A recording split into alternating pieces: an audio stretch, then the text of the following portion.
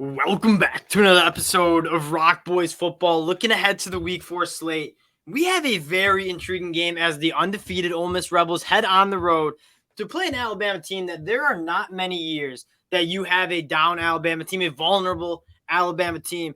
This is certainly one of them, and we've had this discussion with Ole Miss, like bumping their heads against the ceiling of that kind of SEC tier, and they're trying to break through to that upper echelon. This feels like it could be the year. And we kind of said, like, you look across the conference, like, how many quarterbacks can you name that are better than Jaxson Dart? I don't know if you can name that many, certainly not on Alabama's roster right now. Excited to get into this one. Some interesting matchups I want to talk about. Now, before we do, just want to say thank you to you guys. The support that you guys have shown for all these game breakdowns truly has been over. It's awesome. We really do appreciate it. So if you do enjoy the content, consider subscribing to the channel. But more importantly, like the best part about doing this, hearing your guys' picks, talking ball with you guys in the comment section. So let us know who you guys are rocking with down in the comment section. Dill, I'm going to kick this one off to you. Ole Miss heading on the road to Bama. How are we feeling here? This has to be the start of an Ole Miss run through the SEC West. Like this side of the conference especially is very open. I mean, LSU is really, really good. I still very much believe in them. I don't want to say they're gone because of what happened at FSU, but they're not like a juggernaut. I don't think they're unbeatable, and Alabama's not unbeatable, and A&M, frankly, looks a lot less of the team than I thought. It's wide open. The SEC entirely, it really does feel like it's wide open, and Ole Miss is a team that kind of seems to be hitting their stride. And to kind of start to get into this, I don't even think we've seen the peak of this Ole Miss team, especially on the offensive side of the ball. I mean, you've been playing – Trey Harris was not playing against Georgia Tech. Quinshon Judkins, I think, clearly a little bit banged up. The offensive line didn't have the performance they wanted to against Tulane. I thought it looked a lot better against Georgia Tech. Zachary Franklin hasn't played yet. Caden Prescorn hasn't played yet. I mean, yeah, it's given the opportunity for guys like Jordan Watkins and Dayton Wade to really step up. But, man, like you talk about this Ole Miss offense, I don't even think we've seen nearly the potential of what it could be once they get all their guys back. And if they're healthy for this Bama game, which I think that's why they held some of them out against Georgia Tech, like you're looking at a really, really fun game here. And to me, it's honestly going to start with this unit up front, and that's agreed. When Ole Miss hasn't looked great, it's been because they can't protect and they can't get the ball going on the ground.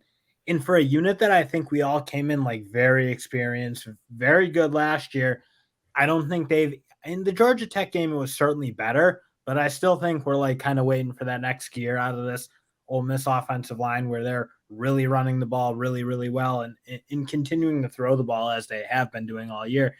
So to me, I'm looking like this is by far the best defensive line they're going to see, I think. I mean, Tulane's good. Alabama's on another level. And so, not to interject, but that's kind of, we talk about all the weapons for Ole Miss. Yeah, they're talented. If they're healthy, they're dangerous. But it doesn't mean anything if you can't keep Jaxson Dart clean. And honestly, I would like to see them establish the run a little bit more too, even if that is using Jaxson Dart, who he's been phenomenal using his legs. Dale, you look at this Bama defense, and I feel like we kind of glossed over them. And I know there are some struggles with this Alabama team, particularly on the offensive side of the ball. Not many struggles with this front seven. Probably one of maybe top 3 front sevens that you see across the country. Yeah, no, this defense is loaded. I think the linebackers are really playing well. Lawson and Trevin Marshall are both playing really, really good football right now. And that's going to be huge because you need them to play well. You got an Ole Miss team that they're a sideline-to-sideline team. They throw it outside. They run it outside. They use the quarterback to run. So those two for Bama are going to need to be nails. I think luckily they're playing at that level that they need to be playing to be effective against Ole Miss.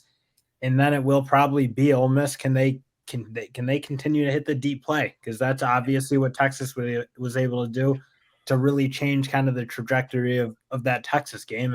And Ole Miss has been doing it even without the 2 big dogs at wideout. I mean, Watkins and Wade both can get downfield. I think they're developing into much more polished receivers than maybe they were last year, where you wanted to get the ball in their hands and let them go to work. But I don't think they were playing an exceptionally high level of receiver. Now it's like they both look like they're playing that wide receiver role much better. And if you get Branch and Harris back, it takes his offense up a new level. Yeah. Franklin and Harris, that's sneaky good out there. And now, I guess my biggest thing, I have 2 things that I want to end on. One, if you want to push the ball down the field, you got to give Jaxson Dart time. And so blocking guys like Dallas Turner, it's gonna be easily Ole Miss's biggest task. But I think they're good up front. I think they took some strides against Georgia Tech. The second thing, Lane Kiffin, we don't talk enough about Lane Kiffin being an X factor in games in terms of just how good he is at scheming up plays. You have a true freshman back there for Alabama, and I'm not trying Caleb Don's a stud. He's going to be really good, but still, it's his 4th collegiate football game. I wonder if Lane Kiffin's looking at that back end, and you have a few transfers in there, you have a true freshman in there.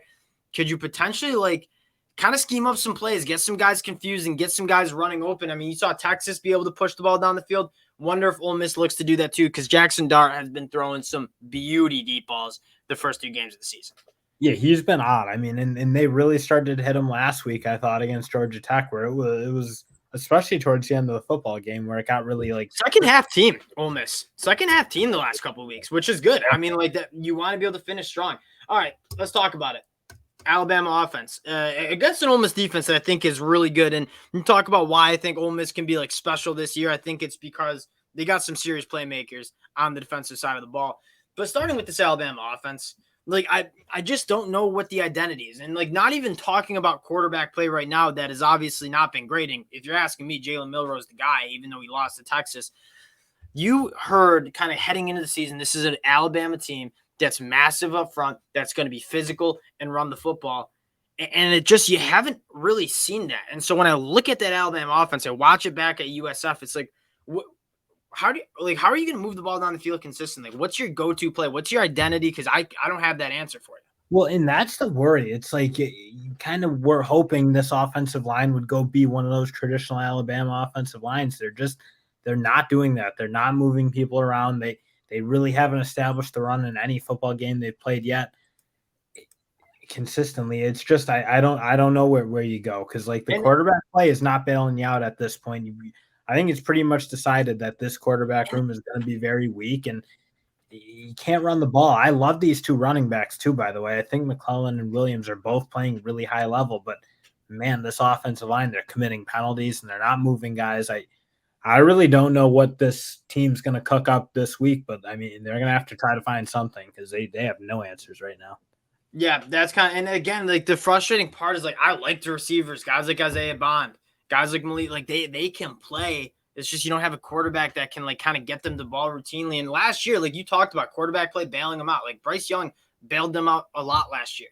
You don't have Bryce Young in the backfield or at the quarterback position taking snaps, and it's just concerning the lack of ability to run the football, the weak quarterback play. It's just nothing that Alabama can go to move the ball. Now I don't want to get this Ole Miss front is this Ole Miss front they're not the same Ole Miss front. They're playing. This is the best Ole Miss defense that we've seen talent-wise. I mean, you talk about the front J.J. Pegas, Isaac Ukwu from James Madison, Cedric Johnson, Jared Ivey, really good up front. They got some really good linebackers that fly around. And then I like their secondary too, with guys like John Sanders in the portal. Lane Kiffin just seems to hit on every single guy on defense in the portal. You look at this Ole Miss defense with Pete Golden, former Alabama DC, there's some maybe something going on there too. It's the one thing Ole Miss can't do, and I'm just going to assume Jalen Milroe is going to start this football game, is let guys run deep. And you saw it once or twice against Georgia Tech.